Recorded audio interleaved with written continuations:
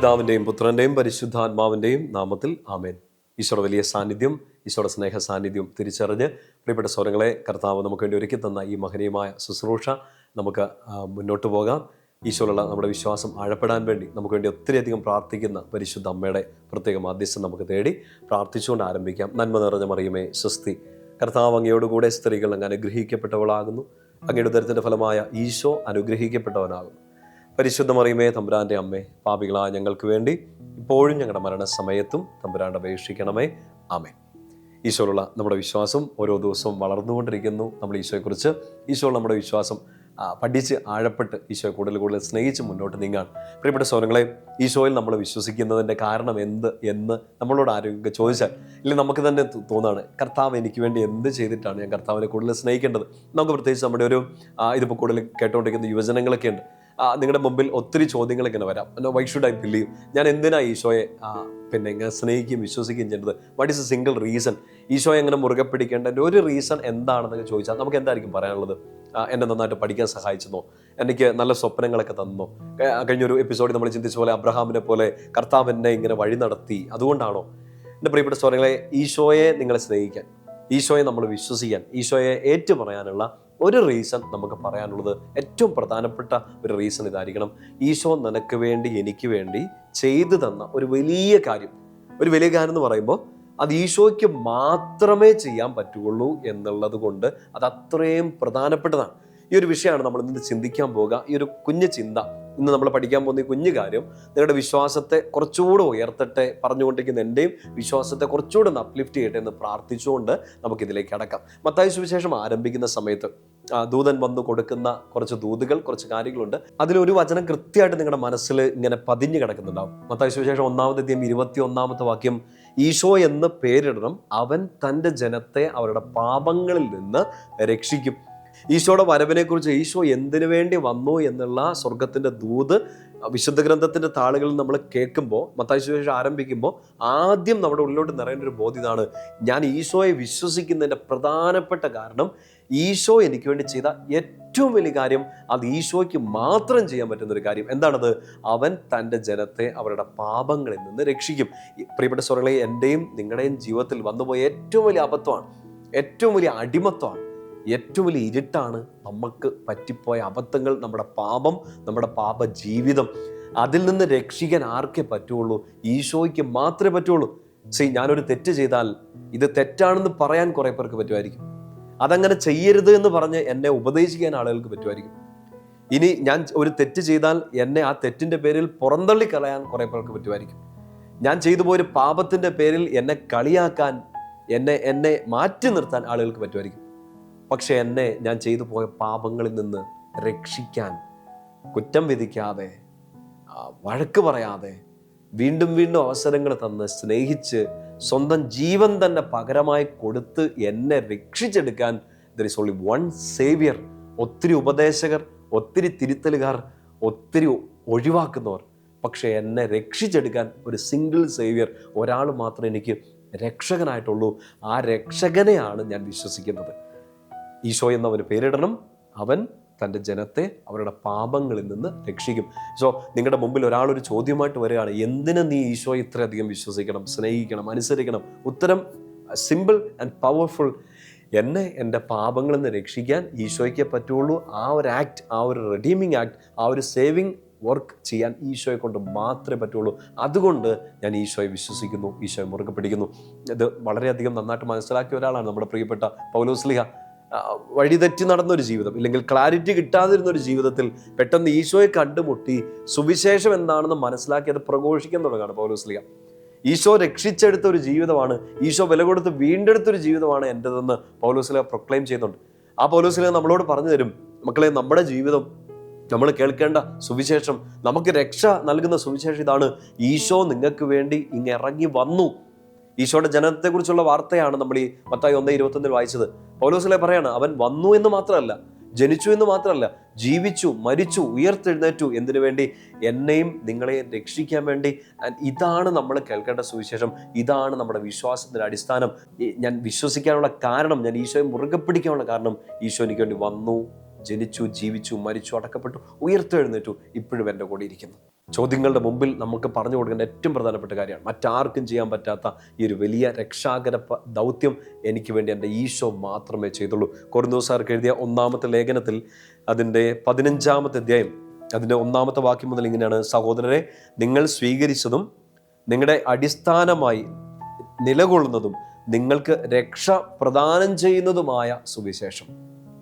അപ്പോൾ സുവിശേഷം, സദ്വാർത്ത, ആട്ടിടയന്മാരോട് മാലാഖ പറഞ്ഞ പോലെ ലോകം മുഴുവനു വേണ്ടിയുള്ള സന്തോഷത്തിന്റെ സദ്വാർത്ത ഈശോ ജനിച്ചു എന്നുള്ളതാണ്. പൗലോസ്ലീഹ പറഞ്ഞു തരികയാണ്, നിങ്ങൾ സ്വീകരിച്ചതും നിങ്ങളുടെ രക്ഷയ്ക്ക് അടിസ്ഥാനമായി നിൽക്കുന്നതും നിങ്ങൾക്ക് രക്ഷ പ്രദാനം ചെയ്യുന്നതുമായ ഒരു സുവിശേഷമുണ്ട്. എന്താണത്? ഈശോ ജനിച്ചു എന്നുള്ളത് മാത്രമല്ല. വചനം തുടർന്ന് വായിക്കണം, 2-ാം വാക്യം: അതനുസരിച്ച് നിങ്ങൾ അചഞ്ചലരായി അതിൽ നിലനിന്നാൽ നിങ്ങളുടെ വിശ്വാസം വ്യർത്ഥമാവില്ല. ഈ ബോധ്യം പിടികിട്ടിയാൽ, ഈ ബോധ്യം നിങ്ങളുടെ ഉള്ളിലേക്ക് നിറഞ്ഞാൽ നമ്മുടെ ഫെയ്ത്ത് വെറുതെ ആവില്ലെന്ന് പറയുക. നിങ്ങൾ എന്തുകൊണ്ട് ഈശോയിൽ വിശ്വസിച്ചു എന്നുള്ളത് സ്ട്രോങ് ആയിട്ട് നിങ്ങൾക്ക് പ്രൊക്ലെയിം ചെയ്യാൻ പറ്റുമെന്ന് പൗലോസ്ലീഹ പറയാണ്. നിങ്ങളുടെ വിശ്വാസം വെറുതെ ആവില്ല. കാരണം 3-ാം വാക്യം: എനിക്ക് ലഭിച്ചത് സർവ്വപ്രധാനമായി കരുതി നിങ്ങൾക്ക് ഞാൻ തരികയാണ്. ക്രിസ്തു നമ്മുടെ പാപങ്ങൾക്ക് വേണ്ടി മരിക്കുകയും സംസ്കരിക്കപ്പെടുകയും എഴുതപ്പെട്ടിരിക്കുന്നത് പോലെ 3-ാം ദിവസം ഉയർത്തെഴുന്നേൽക്കുകയും ചെയ്തു. ഇതാണ് രക്ഷയ്ക്കുള്ള അടിസ്ഥാന വിശ്വാസം. ഇതാണ് യഥാർത്ഥ സുവിശേഷം എന്ന് പൗലോസ്ലീഹ പറയാണ്. ഈശോ ജനിച്ചു, ഇതാ നിന്റെ പാപങ്ങൾക്ക്, എൻ്റെ പാപങ്ങൾക്ക് പരിഹാരമായി അവൻ മരിച്ചു, ഉയർത്തെഴുന്നേറ്റു, ഇപ്പോൾ നിന്റെ കൂടെ നിൽക്കുന്നു. ഇതാണ് നിന്റെ വിശ്വാസത്തിന്റെ അടിസ്ഥാനം. ഇതാണ് നിന്റെ രക്ഷയുടെ സുവിശേഷം. എൻ്റെ റീസൺ ടു ബിലീവ്, എൻ്റെ ഈശോ മാത്രമേ എനിക്ക് രക്ഷകനും കർത്താവുമായി, ഏക സത്യ ദൈവമായി എനിക്ക് ഈശോ മാത്രമേ ഉള്ളൂ എന്ന് ഒരു ദൈവത്തിന്റെ പൈതൽ വിശ്വാസം പ്രഖ്യാപിക്കുന്നതിൻ്റെ പിന്നിലുള്ള കാരണം പൗലോസ്ലീഹ പറയാം. എനിക്ക് വേണ്ടി എൻ്റെ പാപങ്ങൾക്ക് പരിഹാരമായിട്ട് ഈശോ മരിച്ചു, ഉയർത്തെഴുന്നേറ്റു, എൻ്റെ കൂടെ നിൽക്കുന്നു. ആ ഒരു ബോധ്യത്തിൽ നിന്നുകൊണ്ടാണ് പൗലോസ്ലീഹ തൻ്റെ എഴുത്തുകളിലെല്ലാം പല തവണയായിട്ട് പല രീതികളിൽ ഈശോ നമുക്ക് വേണ്ടി ചെയ്തു തന്ന ഈ വലിയ കാര്യത്തെ, നമ്മുടെ വിശ്വാസത്തിന്റെ അടിസ്ഥാനത്തെ പറഞ്ഞു തരിക. ഫിലിപ്പിയർക്ക് എഴുതിയ ലേഖനത്തിൽ 2-ാമത്തെ അധ്യായം 6 മുതൽ പൗലോസ്ലീഹ പറഞ്ഞു തരും ഈശോ എന്തിനാണ് തന്നെ ശൂന്യനാക്കിയത്. ദൈവമായിരുന്നിട്ടും ദൈവത്തോടുള്ള സമാനത നിലനിർത്തേണ്ട ഒരു കാര്യമായി പരിഗണിക്കാതെ അവൻ സ്വയം ശൂന്യവൽക്കരിച്ചു വന്നു. എന്തിനു വേണ്ടി? എന്നെ രക്ഷിക്കാൻ, എനിക്ക് രക്ഷ പ്രദാനം ചെയ്യാൻ വേണ്ടിയിട്ട്. ഫിലിപ്പിയർ 2:6 മുതലുള്ള വാക്യങ്ങൾ ഇങ്ങനെയാ വായിക്കുക: ദൈവത്തിന്റെ രൂപത്തിലായിരുന്നെങ്കിലും അവൻ ദൈവവുമായുള്ള സമാനത നിലനിർത്തേണ്ട ഒരു കാര്യമായി പരിഗണിച്ചില്ല. തന്നെ ശൂന്യനാക്കിക്കൊണ്ട് ദാസന്റെ രൂപം സ്വീകരിച്ച് മനുഷ്യരുടെ സാദൃശ്യത്തിലായി തീർന്നു. അവൻ തന്നെ താഴ്ത്തി, കുരിശുമരണം വരെ തന്നെ താഴ്ത്തിയെന്ന്. അപ്പൊ എന്തിനു വേണ്ടിയാ ഈശോ അത് ചെയ്തത്? എന്നെ രക്ഷിക്കാൻ, എൻ്റെ പാപത്തിൽ നിന്ന് രക്ഷിക്കാൻ. മുമ്പ് പറഞ്ഞത് മനസ്സിലോർക്കണം, ഇത് ചെയ്യാൻ വേറെ ആരെ കൊണ്ടും പറ്റില്ല. ഈ ഒരു സിംഗിൾ ആക്ട്, ഈ ഒരു സ്പെഷ്യൽ സ്പെക്ടാക്കുലർ ആക്ട്, ഈ രക്ഷാകര കാര്യം ചെയ്യാൻ ഈശോയ്ക്ക് മാത്രമേ പറ്റുള്ളൂ. ആൻഡ് അതാണ് നമുക്ക് നമ്മുടെ റീസൺ ടു ബിലീവ്. ഈശോയിൽ മുറുകെ വിശ്വസിക്കാൻ, ഈശോയെ മുറുകെ പിടിക്കാനുള്ള നമ്മുടെ ഏറ്റവും പ്രധാനപ്പെട്ട കാരണം. പ്രിയപ്പെട്ട സഹോദരങ്ങളെ, പൗലോസ്ലീഹ പിന്നീടും പറഞ്ഞു തരുന്നൊരു കാര്യമുണ്ട്.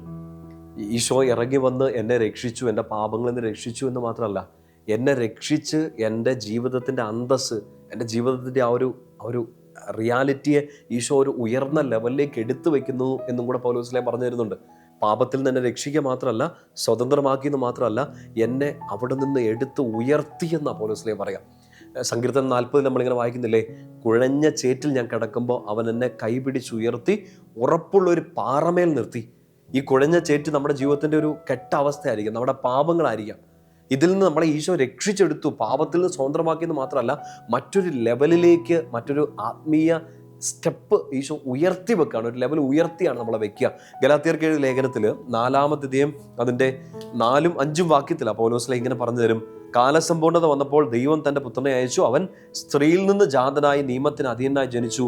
അങ്ങനെ നമ്മെ പുത്രന്മാരായി ദത്തെടുക്കേണ്ടതിന് അവൻ നിയമത്തിന് അധീനരായവരെ വിമുക്തരാക്കി, ഫ്രീ ചെയ്തു, സ്വാതന്ത്ര്യം നൽകി, വിമുക്തരാക്കി. എന്തിനു വേണ്ടി? ഈശോ നിന്നെ പാപത്തിൽ നിന്ന് രക്ഷിച്ചെടുത്തത്, സ്വന്തം ജീവൻ കുരിശിൽ ബലി കഴിച്ചുകൊണ്ട്, സ്വയം ശൂന്യവൽക്കരിച്ചുകൊണ്ട്, കുരിശുമരണം വരെ സ്വയം താഴ്ത്തിക്കൊണ്ട് എന്നെ ഈ പാപത്തിൽ നിന്ന് വിമുക്തരാക്കിയത് ചുമ്മാ അവിടുന്ന് ഫ്രീ ആവാൻ വേണ്ടിയിട്ടല്ല. Not just freedom from sin, പാപത്തിൽ നിന്ന് നിന്നെ സ്വതന്ത്രമാക്കാൻ വേണ്ടി മാത്രമല്ല, മറ്റൊരു വലിയ അനുഗ്രഹത്തിന്റെ ലെവലിലേക്ക് നിന്നെ ഉയർത്താനാണ്. The freedom of sonship. ഇതിനകത്ത് കൂടുതൽ മാസ്കുലിൻ ജെൻഡറിലാണ് പൗലോസ്ലീഹ കൂടുതൽ എഴുതുക. ഒരു പുരുഷനെ കൂടുതൽ കേന്ദ്രീകരിച്ചുകൊണ്ടാണ് എഴുതുക. ഇത് കോമൺ ആയിട്ട് ചിന്തിച്ചേക്കണം. എന്നെ പാപത്തിൽ നിന്ന് ഈശോ രക്ഷിച്ചെടുത്തത് പാപത്തിൽ നിന്നുള്ള ഒരു ഫ്രീഡം മാത്രമല്ല, പുത്രൻ എന്ന, പുത്രി എന്ന, മകൻ എന്ന, മകളെന്ന ഒരവസ്ഥയിലേക്ക് എന്നെ ഉയർത്താനും വേണ്ടിയിട്ടാണ്. ആ വചനത്തിൻ്റെ ആ ഭാഗം ഒന്ന് ശ്രദ്ധിച്ചേ. അങ്ങനെ നമ്മെ പുത്രന്മാരായി, ഇങ്ങനെ കൂടെ വായിക്കുക, പുത്രന്മാരായി പുത്രിമാരായി ദത്തെടുക്കേണ്ടതിന് അവൻ നിയമത്തിനെതിരായി കഴിഞ്ഞവരെ വിമുക്തരാക്കി. ഹി ഫ്രീഡസ്. ഈശോ എന്നെ സ്വതന്ത്രയാക്കി. എന്തിന്? ഈശോയുടെ മകനായി, ഈശോയുടെ മകളായി എന്നെ സ്വീകരിക്കാൻ വേണ്ടിയിട്ട്. പൗലോസ് തുടർന്ന് പറഞ്ഞു തരുന്നൊരു കാര്യമില്ലേ, നിങ്ങൾ മക്കളായതുകൊണ്ട് അബ്ബാ പിതാവേ എന്ന് വിളിക്കുന്ന തൻ്റെ പുത്രന്റെ ആത്മാവിനെ ദൈവം നമ്മുടെ ഹൃദയത്തിലേക്ക് അയച്ചിരിക്കുന്നു. പൗലോസ് തുടർന്ന് പറയും, നമ്മളിനി ദാസരല്ല, മക്കളാണ്. മക്കളെങ്കിൽ അവകാശികളാണ്. പാപത്തിൽ നിന്ന് എന്നെ രക്ഷിച്ചു എന്ന് മാത്രമല്ല, പുത്ര സ്വീകാര്യത്തിലേക്ക് ഈശോ എന്നെ ഉയർത്തി. മക്കളെന്ന സ്വാതന്ത്ര്യത്തിലേക്ക്, മക്കളെന്ന അവകാശത്തിലേക്ക് ഈശോ എന്നെ നയിച്ചു. ഈ അവകാശം നമുക്ക് സാധിക്കുന്നത് എങ്ങനെയാണെന്നറിയോ?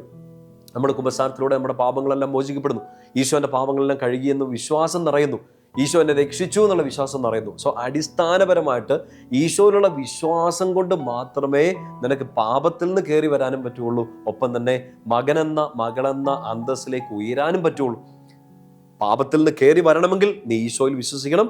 ഈശോ എന്നെ രക്ഷിക്കാൻ വേണ്ടിയിട്ടാണ് ഇറങ്ങി വന്നതെന്ന് ആ കാര്യത്തിൽ ഒരു സംശയമില്ലാതെ ഈശോയെ മുറുകെ പിടിക്കണം. ഈശോ ഈ പാപത്തിൽ നിന്ന് രക്ഷിക്കുന്നു എന്ന് മാത്രമല്ല, പാപത്തിൽ രക്ഷിച്ച് എൻ്റെ മകനെന്ന, മകളെന്ന സ്ഥാനത്തേക്ക് ഉയർത്തുന്നു എന്നും ഞാൻ വിശ്വസിക്കണം.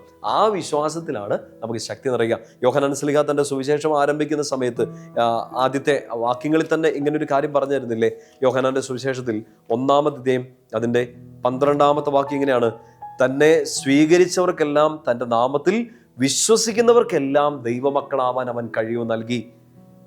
ഈ നമ്മൾ മക്കളാവുന്ന എങ്ങനെയാണ്? മക്കളാകുന്ന കഴിവ്, ദ പവർ ആൻഡ് അതോറിറ്റി. ദൈവമക്കളാകുന്നതിൻ്റെ ഒരു അന്തസ്സും അതിൻ്റെ ഒരു ആഭിജാത്യവും അതിൻ്റെ ഒരു അവകാശവും ഒക്കെ നമുക്ക് ജീവിക്കാൻ പറ്റുന്നത് ആത്മാഭിമാനത്തോടെ, ദൈവമക്കൾ എന്ന ആ ഒരു സ്റ്റാറ്റസിൽ ലെവലിൽ നിന്നുകൊണ്ട് വിശുദ്ധിയോടെ, ആനന്ദത്തോടെ ജീവിക്കാൻ പറ്റുന്ന എപ്പോഴാണ്? ഈശോയെ സ്വീകരിച്ചാൽ.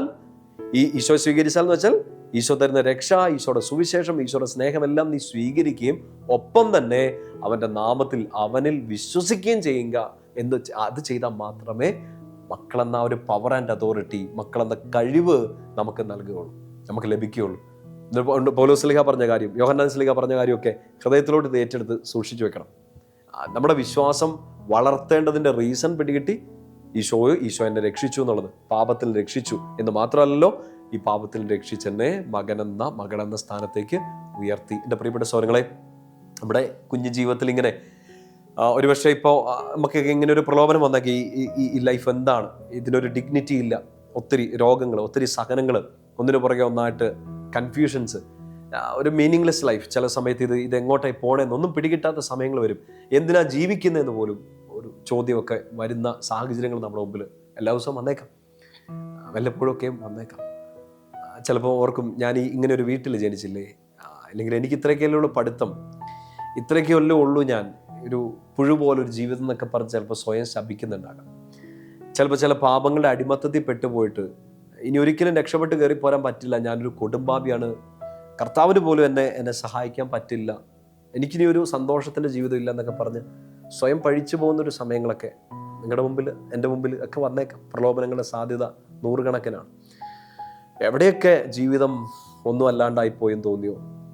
എവിടെയൊക്കെ ഈ ജീവിതം മടുത്തു എന്ന് തോന്നുന്നു, ഇനി മുമ്പോട്ട് പോവണ്ട, ഇതിന് വലിയ അർത്ഥമില്ല, സന്തോഷമൊന്നും തോന്നുന്നില്ല എന്നുള്ള ഒരു ദുർദിനങ്ങളിലൊക്കെയാണ് ഈശോയുടെ മക്കൾ ആരെങ്കിലും ഇപ്പോൾ കടന്നു പോകുന്നതെങ്കിൽ ഈ ഒരു ബോധ്യം ഉള്ളിലോട്ട് നിറയണമെന്ന് അച്ഛൻ പ്രാർത്ഥിക്കുകയാണ്, ആഗ്രഹിക്കുകയാണ്. ഈ ശുശ്രൂഷയിലൂടെ your life has a meaning.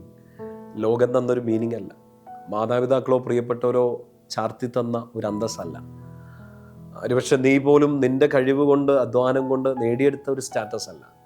കാരണം ഇതെല്ലാം ഈ ലോകം തന്ന സാധനങ്ങളെല്ലാം ലോകം തിരിച്ചെടുക്കും. ലോകം തന്ന സന്തോഷമെല്ലാം ലോകം തട്ടിപ്പറിച്ചുകൊണ്ട് പോകും. നിന്റെ ഉള്ളിൽ ആനന്ദം നിറയേണ്ടത് ഒറ്റ കാര്യത്തിലായിരിക്കണം: ഈ പാപിയെ, ഈ രോഗിയെ, ഈ കഷ്ടപ്പെട്ട, ഈ ബ്രോക്കണായിട്ട് നിൽക്കുന്ന നിന്നെ രക്ഷിക്കാനാണ്, എന്നെ രക്ഷിക്കാനാണ് ഈശോ സ്വയം ശൂന്യവൽക്കരിച്ച് ഭൂമിയിലേക്ക് ഇറങ്ങി വന്നത്. ദൈവത്തിൻ്റെ സമാനത തൽക്കാലത്തേക്ക് വേണ്ടാന്ന് വെച്ച് അതിനെ പരിഗണിക്കാതെ തന്നെ താഴ്ത്തി, കുരിശുമരണം വരെ സ്വയം താഴ്ത്തി ഇങ്ങ് വന്നത് ഈ അന്തസ്സിലെന്ന് പറയുന്ന, ഈ വീണുപോയെന്ന് പറയുന്ന, ഈ പാപിയെന്നും ലോകം തള്ളിക്കളഞ്ഞെന്നും പറഞ്ഞ് ഒരു പുഴുക്കുത്തേറ്റ ജീവിതമാണ് എൻ്റെ എന്ന് സ്വയം ശപിച്ച് ഒരു ജീവിതത്തിൻ്റെ ഒരു ഇരുട്ടിലേക്ക്, ഒരു മാളത്തിലേക്ക് ഒളിച്ചു കളഞ്ഞ, ഒതുങ്ങി നിൽക്കുന്ന നിന്നെ രക്ഷിക്കാൻ വേണ്ടിയിട്ടാണ് ഈശോ വന്നത് എന്ന് വിശ്വസിക്കുക. ആ വിശ്വാസമാണ് നിനക്ക് സ്വാതന്ത്ര്യം നൽകുന്നത്. ആ സ്വാതന്ത്ര്യം നിന്നെ നയിക്കാൻ പോകുന്നത് മകനെന്ന മകളെന്ന ഉയർന്നൊരു അന്തസ്സിലേക്കാണ്. ഓഫ് കോഴ്സ് പാപം ചെയ്തിട്ടുണ്ടാകാം, നീ വീണു പോയിട്ടുണ്ടാകാം. അത്ര വലിയ അന്തസ്സിലോ അഭിമാനത്തിലോ ഒന്നും ആയിരിക്കില്ല നീ ജീവിക്കുന്നത്. ഒരുപക്ഷെ കഴിഞ്ഞ കാലത്തിൻ്റെ ചില കെട്ട ഓർമ്മകൾ നിന്റെ തല പിടിച്ച് താഴ്ത്തുന്നുണ്ടാകാം. ചുറ്റും നിന്നൊരു 100 പേര് അമ്പെയ്ത് വിരൽ ചൂണ്ടി നിന്നെ തകർത്ത് തരിപ്പണാക്കാൻ ശ്രമിക്കുന്നുണ്ടാകാം. ഉള്ളിൽ നിന്നൊരു ശത്രു ഇങ്ങനെ നിന്നോട് ഒരു ദ്വന്ദ്വയുദ്ധം നടത്തുന്നുണ്ടാകാം. നീ കൊള്ളത്തില്ലെന്ന് പറഞ്ഞ്, ഈ ജീവിതം വേണ്ട എന്ന് പറഞ്ഞ് നിന്നെ ആക്രമിക്കുന്നുണ്ടാകാം. അവർക്കൊന്ന് ഉത്തരം കൊടുത്ത് മടുക്കരുത്. അവർക്ക് മുമ്പിൽ എന്ത് ഉത്തരം കൊടുക്കണമെന്ന് ഓർത്ത് കൺഫ്യൂഷൻ ആവരുത്. നിന്റെ ഉള്ളിൽ ഈ ഉത്തരം നിറഞ്ഞാൽ മതി. വിശ്വാസത്തിൽ ഞാൻ എൻ്റെ ഈശോയെ ഞാൻ സ്വീകരിക്കുമ്പോൾ, എൻ്റെ ഈശോ എനിക്ക് തന്ന രക്ഷയെ ഞാൻ ഏറ്റുപറയുമ്പോൾ, ദൈവത്തിൻ്റെ മകനെന്ന മകളെന്ന അന്തസ്സിലേക്കും അധികാരത്തിലേക്കും ആ കഴിവിലേക്കും, to the power and authority, അതിലേക്ക് ഞാൻ പ്രവേശിക്കുകയാണ്. എന്നുവെച്ചാൽ പിന്നെ ഞാൻ ദാസനല്ല, പിന്നെ ഞാൻ അടിമയല്ല. പാപത്തിൻ്റെയോ പിശാചിൻ്റെയോ ലോകത്തിൻ്റെയോ സാഹചര്യങ്ങളുടെയോ എന്നെ തകർക്കാൻ ശ്രമിച്ച 100 കണക്കിന് ശത്രുക്കളുടെയോ മുമ്പിലെ ഒരടിമയല്ല ഞാൻ, ദാസനല്ല, ദാസിയല്ല. ഞാൻ ദൈവത്തിൻ്റെ മകനാണ്, മകളാണ്. മക്കളെങ്കിൽ അവകാശികളുമാണ്. എൻ്റെ പ്രിയപ്പെട്ട സഹോദരങ്ങളെ, ഈ സ്വാതന്ത്ര്യം നമുക്ക് തരാൻ, ഈ അന്തസ്സിലേക്ക്, ഈ സ്റ്റാറ്റസ് ലെവൽ ഉയർത്താൻ ഒരൊറ്റ ആൾക്ക് മാത്രമേ പറ്റുള്ളൂ. ഈശോയ്ക്ക് മാത്രം. നമ്മൾ അവരുടെ അപ്രൂവല്, ലോകത്തിൻ്റെ കയ്യടി, ഇതൊക്കെ കിട്ടാൻ വേണ്ടി ഓടി ഓടി നടന്ന് നമ്മുടെ ലൈഫ് മീനിങ്ലെസ് ആയിട്ട് ഇങ്ങനെ പൊക്കോണ്ടിരിക്കുകയാണ്, ഇഴഞ്ഞുകൊണ്ടിരിക്കുകയാണ്. കാരണം അവർ അപ്രീഷിയേറ്റ് ചെയ്യുന്നില്ല എന്ന് പറഞ്ഞ് നമ്മൾ പുറകോട്ട് പോവാണ്. അവർ പരിഗണിക്കുന്നില്ല എന്നൊക്കെ പറഞ്ഞ് നമ്മൾ ചിലപ്പോൾ നമുക്ക് ഇത് അവസാനിപ്പിക്കാമെന്ന് വിചാരിക്കുകയാണ്. ലോകത്തിൻ്റെ പരിഗണനയല്ല, കയ്യടികളല്ല, അവരുടെ ഗാലറിയിൽ നിന്നുള്ള വിളികളല്ല എൻ്റെ പ്രിയപ്പെട്ട സഹോദരങ്ങളെ. സ്വർഗം തുറന്ന് നിങ്ങളെ കണ്ട് നിങ്ങളുടെ ഉള്ളിൽ ഇറങ്ങി വന്ന് വസിക്കാൻ അത്ര താല്പര്യവും സ്നേഹവും കാണിച്ച് നിങ്ങളെ ഉയർത്തിയ ആ ഈശോ നിങ്ങളെ കൈയടിച്ച് പ്രോത്സാഹിപ്പിക്കുകയല്ല, കൈ ചേർത്ത് പിടിച്ച് പൊതിഞ്ഞു പിടിക്കുകയാണ്. അതൊറ്റ കാര്യം അറിഞ്ഞാൽ മതി, നമുക്ക് നമ്മുടെ വിശ്വാസം വളർത്തിയെടുക്കാൻ, നമുക്ക് ഈശോയെ മുറുകെ പിടിക്കാൻ. മറ്റെല്ലാം പോവട്ടെ, മറ്റ് അപ്രീസിയേഷൻസ് എല്ലാം പോവട്ടെ, ഈശോ നൽകുന്ന ഒരു സ്വാതന്ത്ര്യം നിന്നെ ഉയർത്തിയെടുക്കും.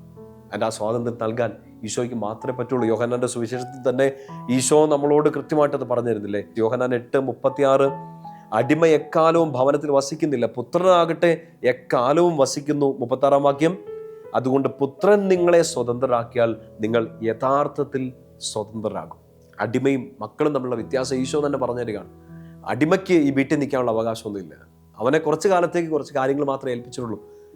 ഈശോ പക്ഷെ നമ്മളെ സ്വീകരിച്ചേക്കുന്നത്, ഈശോ ഇറങ്ങി വന്ന് പാപമോചനം തന്ന് തൻ്റെ ജനത്തെ, തൻ്റെ മകനെ മകളെ പാപത്തിൽ നിന്ന് രക്ഷിച്ചെടുത്ത് എന്തിനാണ്? അടിമയായിട്ട് ജീവിക്കാനല്ല, അന്തസ്സോടെ മക്കളെന്ന അവകാശത്തോടുകൂടി ജീവിക്കാൻ. ആ സ്വാതന്ത്ര്യം മറ്റാർക്കും തരാൻ പറ്റില്ല. പുത്രൻ നിങ്ങളെ സ്വതന്ത്രരാക്കിയാൽ നിങ്ങൾ യഥാർത്ഥത്തിൽ സ്വതന്ത്രരാകും. ഇപ്പം നമ്മൾ അനുഭവിക്കുന്ന ക്രൈസിസുകളിൽ ഒരാശ്വാസം തേടി നമ്മുടെ സ്വാതന്ത്ര്യത്തിൻ്റെ വഴികൾ നമ്മൾ തന്നെ ചൂസ് ചെയ്യുന്നുണ്ട്. ഓക്കെ, ഇവരെ പോലെയൊക്കെ ജീവിച്ചാൽ ഞാൻ സ്വതന്ത്രരാകും. ഈ ലഹരി വസ്തുക്കൾ ഉപയോഗിക്കുമ്പോൾ എനിക്കൊരു ഫ്രീഡം കിട്ടുന്നുണ്ട്. ഇല്ലെങ്കിൽ എനിക്ക് എൻ്റെ തോന്നിയാസങ്ങൾ, എനിക്ക് ചില ഇഷ്ടങ്ങൾ, ഇതൊക്കെ ചെയ്യുമ്പോൾ തന്നെ എനിക്കൊരു സ്വാതന്ത്ര്യം കിട്ടുന്നുണ്ട്. I M free. Nothing can make you free. എല്ലാം നിങ്ങളെ ചെയിൻസിലേക്ക്, ഷാക്കിൾസിലേക്ക് നിങ്ങളെങ്ങനെ വീണ്ടും വീണ്ടും കൊടുക്കുന്നേ ഉള്ളല്ലോ. സ്വാതന്ത്ര്യം നൽകും, സ്വാതന്ത്ര്യം കിട്ടും എന്നൊക്കെ വിചാരിക്കുന്ന ആ സാഹചര്യങ്ങൾ നിങ്ങളെ വീണ്ടും ദുഃഖത്തിലേക്ക് നയിക്കുകയല്ലേ ചെയ്യുന്നത്. ഇതാണ് യഥാർത്ഥ ഫ്രീഡം എന്നൊക്കെ പറഞ്ഞുകൊണ്ട് പുറത്തുനിന്ന് കളർഫുള്ളായ ഒരു ലോകം നിങ്ങളെ മാടി വിളിക്കുമ്പോൾ അത് നിങ്ങളെ ശരിക്കും സ്വാതന്ത്ര്യത്തിലേക്കായിരുന്നോ നയിച്ചത്? ഈ ചീത്ത ചെയ്യാൻ നിനക്കൊരു സ്വാതന്ത്ര്യം ഉണ്ടായിരുന്നല്ലേ? ഈ ലഹരി ഉപയോഗിക്കാൻ നിനക്കൊരു സ്വാതന്ത്ര്യം ഉണ്ടായിരുന്നു. ഈ ആവശ്യമില്ലാത്ത വള്ളിക്കെട്ടുകളിലേക്ക് പോകാൻ, ഈ കുടുക്കുകളിലേക്ക് പോകാൻ നിനക്കൊരു സ്വാതന്ത്ര്യം ഉണ്ടായിരുന്നു. പക്ഷെ ആ സ്വാതന്ത്ര്യം നിന്നെ അന്തസ്സിലേക്ക് ഉയർത്തുകയല്ല, ഉള്ള അന്തസ്സ്, അഭിമാനം കെടുത്തിക്കളയാണ് ചെയ്യുന്നത്. അതുകൊണ്ട് ആ വചനത്തിൽ ഈശോ കൃത്യമായിട്ട് പറയുക, പുത്രൻ നിങ്ങളെ സ്വതന്ത്രരാക്കട്ടെ. ലഹരി അല്ല സ്വാതന്ത്ര്യം നൽകുന്നത്, കൂട്ടുകെട്ടുകളല്ല സ്വാതന്ത്ര്യം നൽകുന്നത്, ഒരു യാത്രയോ ഒരു സിനിമയോ ഒരു സംഗീതമോ പോലും അല്ല സ്വാതന്ത്ര്യം നൽകുന്നത്. അത് അല്പസമയം നിന്നെ ഒരു ദാസനെന്ന നിലയിൽ അവിടെ നിർത്തുകയാണ്. ഇപ്പോൾ ഈ സിനിമയുടെ ഒരു ദാസൻ, ഇപ്പം ഈ ഒരു നല്ല പാട്ടിൻ്റെ ദാസൻ, ഇപ്പം ഈ വായിച്ച ഈ ഒരു പുസ്തകത്തിൻ്റെ ഒരു കുറച്ച് നേരത്തെ ആ വീട്ടിൽ നിൽക്കാൻ പറ്റുന്ന ഒരു ദാസൻ. എക്കാലവും നീ അവിടെ നിൽക്കില്ല. ഈ സിനിമ കഴിയും, ഈ പാട്ട് അവസാനിക്കും, ഈ യാത്ര പൂർത്തിയാക്കി നീ തിരിച്ച് നിൻ്റെ വീട്ടിലോട്ട് വരേണ്ടി വരും. അല്പസമയത്തേക്ക് മാത്രമേ ഈ കാര്യങ്ങൾ നിന്നെ സ്വാതന്ത്ര്യം നൽകുന്നുള്ളൂ. അത് യഥാർത്ഥ സ്വാതന്ത്ര്യമല്ല. വീണ്ടും വീണ്ടും നീ അതിലേക്ക് പോയി അവസാനം ഈശോയിൽ നിന്ന് അകന്നു പോയി വലിയൊരു അടിമത്തത്തിലേക്ക് വീണ്ടും വീഴും. അവിടെയും ഓർക്കുക, അത്ര ആഴമേറിയ പടുകുഴി, നിന്റെ സ്വാതന്ത്ര്യം നീ മിസ്യൂസ് ചെയ്ത് ദുരുപയോഗം ചെയ്ത് നീ ഇന്നൊരു പടുകുഴിയിൽ വീണ് കിടക്കുന്ന ഒരു അവസ്ഥയിലാണെങ്കിൽ പോലും ഈശോയുടെ പ്രിയപ്പെട്ട കുഞ്ഞി ഒരു കാര്യം ഓർത്തേക്കണം, ആ കുഴിയുടെ ആഴത്തിലേക്ക് ഇറങ്ങി വരാൻ പറ്റുന്ന ഒരാൾ ഈശോ മാത്രമേ ഉള്ളൂ. ഒറ്റ കാര്യം ഈശോ ആവശ്യപ്പെടുന്നുള്ളൂ, ബിലീവ് മീ, എനിക്ക് നിന്നെ രക്ഷിക്കാൻ പറ്റുമെന്ന് നീ ഒന്ന് വിശ്വസിക്കുക. മേലാണ്ട് കിടക്കുന്ന ഒരാളോട് ഈശോ ഇങ്ങനെ ചോദിക്കുന്നില്ലേ, എനിക്കിത് ചെയ്തു തരാൻ പറ്റുമെന്ന് നീ വിശ്വസിക്കുന്നുണ്ടോ? ഇപ്പോൾ ഒരു പാപത്തിൻ്റെ പിടിയിലായിരിക്കാം, സ്വാതന്ത്ര്യം നഷ്ടപ്പെട്ട് നിൽക്കുന്ന അവസ്ഥയായിരിക്കാം, ജീവിതത്തിൻ്റെ മീനിങ് മുഴുവൻ നഷ്ടപ്പെട്ടു പോയൊരവസ്ഥയായിരിക്കാം, ഇത് കൊള്ളത്തില്ല എന്നൊക്കെ പറയുന്നൊരവസ്ഥയായിരിക്കാം. ഈശോ ചോദിക്കുകയാണ്, കുഞ്ഞെ, എനിക്ക് നിന്നെ രക്ഷിക്കാൻ പറ്റുമെന്ന് നീ വിശ്വസിക്കുന്നുണ്ടോ? രക്ഷിക്കാൻ ഈശോയ്ക്ക് പറ്റും. പക്ഷേ ഈശോ ചോദിക്കുന്ന ഒരു ചോദ്യമാണ്, ഡു യു ബിലീവ്? നിനക്ക് വിശ്വസിക്കാമോ? ഈശോയോട് പറ, ആമേൻ, ഞാൻ വിശ്വസിക്കുന്നു, നീ എൻ്റെ രക്ഷകനാണെന്നും ഈ ഭൂമിയിലേക്ക് നീ ഇറങ്ങി വന്ന് സ്വയം ശൂന്യവൽക്കരിച്ചത് എന്നെ രക്ഷിക്കാനാണെന്നും എന്നെ ഉയർത്തിയെടുക്കാനാണെന്നും ഈശോയെ ഞാൻ വിശ്വസിക്കുന്നു. I believe. സ്വാതന്ത്ര്യം തരാൻ നിനക്ക് മാത്രമേ പറ്റുള്ളൂ, നീ തരുന്ന സ്വാതന്ത്ര്യമാണ് യഥാർത്ഥ ഫ്രീഡം എന്നും മക്കളെന്ന അവകാശമെന്നും ഞാൻ തിരിച്ചറിയുന്നു, ഞാൻ വിശ്വസിക്കുന്നു. അത് പ്രഖ്യാപിക്കാൻ നമുക്ക് പറ്റണം. പൗലോസ് ശ്ലീഹ വീണ്ടും ഗലാത്യർക്ക് എഴുതിയ ലേഖനത്തിൽ തന്നെ അതിൻ്റെ 5-ാമത്തെ അധ്യായത്തിൽ നമ്മളോട് പറഞ്ഞു തരുന്നില്ലേ, ഒന്നിലേക്കും നമ്മളിനി അടിമകളായിട്ട് ജീവിക്കരുത്, മക്കളായിട്ട് തന്നെ ജീവിക്കണം എന്ന് പൗലോസ് ശ്ലീഹ നമ്മളോട് പറഞ്ഞു തരുന്നുണ്ട്. ഗലാത്യർക്ക് എഴുതിയ ലേഖനത്തിൽ 5-ാമത്തെ അധ്യായം അതിൻ്റെ 1-ാമത്തെ വാക്യം ഇങ്ങനെയാണ്, സ്വാതന്ത്ര്യത്തിലേക്ക് ക്രിസ്തു നമ്മെ മോചിപ്പിച്ചു, അതുകൊണ്ട് നിങ്ങൾ സ്ഥിരതയോടെ നിൽക്കുക, അടിമത്തത്തിൻ്റെ നുകത്തിന് ഇനിയും നിങ്ങൾ വിധേയരാവരുത്. ഇനി ഒരിക്കലും ഒരു അടിമയായിട്ട് ജീവിക്കരുത്. ഒന്നിൻ്റെയും, ഒരു വ്യക്തിയുടെയോ ഒരു ഇഷ്ടത്തിൻ്റെയോ ഒരു പ്രസ്ഥാനത്തിൻ്റെയോ ഒരു പാപത്തിൻ്റെയോ പിശാചിൻ്റെയോ പ്രലോഭനത്തിൻ്റെയോ നിങ്ങളുടെ ചില മാനറിസംസിൻ്റെയോ ഒന്നിൻ്റെ അടിമയായിട്ട് നീ ജീവിക്കരുത്. കഴിഞ്ഞ കാലത്തിൻ്റെ ഓർമ്മകളുടെ അടിമയായിട്ട് നീ ജീവിക്കരുത്. അപ്പനോ അമ്മയോ ഒക്കെ പറഞ്ഞ ശാപത്തിൻ്റെ വാക്കിൻ്റെ അടിമയായിട്ട് നീ ജീവിക്കരുത്. നിന്നെ തെറ്റിദ്ധരിച്ച സാഹചര്യങ്ങളുടെയോ നിന്നെ പടുകുഴിയിലേക്ക് പിടിച്ചിട്ട ആളുകളുടെയോ അടിമയായിട്ട് നീ ജീവിക്കരുത്. ചുറ്റും നിന്ന് അമ്പയ്യുന്ന സാഹചര്യങ്ങളുടെ, വ്യക്തികളുടെ, നിന്റെ തകർച്ച ആഗ്രഹിക്കുന്ന, നിന്റെ ആത്മാവിനെ മോഷ്ടിച്ച് കളയാൻ ശ്രമിക്കുന്ന പിശാചിന്റെ അടിമയായിട്ട് നീ ജീവിക്കരുത്. സ്വാതന്ത്ര്യത്തിലേക്ക് ക്രിസ്തു നിന്നെ വിളിച്ചിട്ടുണ്ട്. You are free. ഒരു മകനെന്ന നിലയിൽ, മകളെന്ന നിലയിൽ കുഞ്ഞെ നീ സ്വതന്ത്രനാണ്, സ്വതന്ത്രയാണ്, അവകാശിയാണ്. ഈ വചന ഹൃദയത്തിലേക്ക് ഏറ്റെടുക്കണേ. സ്വാതന്ത്ര്യത്തിലേക്ക് ക്രിസ്തു നിന്നെ വിളിച്ചു. ഒന്നും നിന്നെ അടിമപ്പെടുത്തരുന്ന പൗലോസ് ശ്ലീഹ പറയുക. വചനം ശ്രദ്ധിച്ച്, അടിമത്തത്തിന്റെ നുകം, അതിന് നീ ഇനി അടിമപ്പെട്ടു പോകരുത്. ഈ തോളിൽ നിന്ന് ഈ ഭാരം അവൻ ഏറ്റെടുത്തിട്ടുണ്ട്. കുരിശിന്റെ ഭാരം ഏറ്റെടുത്തതിനോടൊപ്പം കുഞ്ഞെ നിന്നെ തകർത്ത് കളയുന്ന, തളർത്തി കളയുന്ന ആ അടിമത്തത്തിന്റെ നുകം, ആ ഭാരവും കൂടെ ഈശോ ഏറ്റെടുത്തിട്ടുണ്ട്. Please believe this. ആ വിശ്വാസമാണ് നിനക്ക് സ്വാതന്ത്ര്യം തരാൻ പോകുക.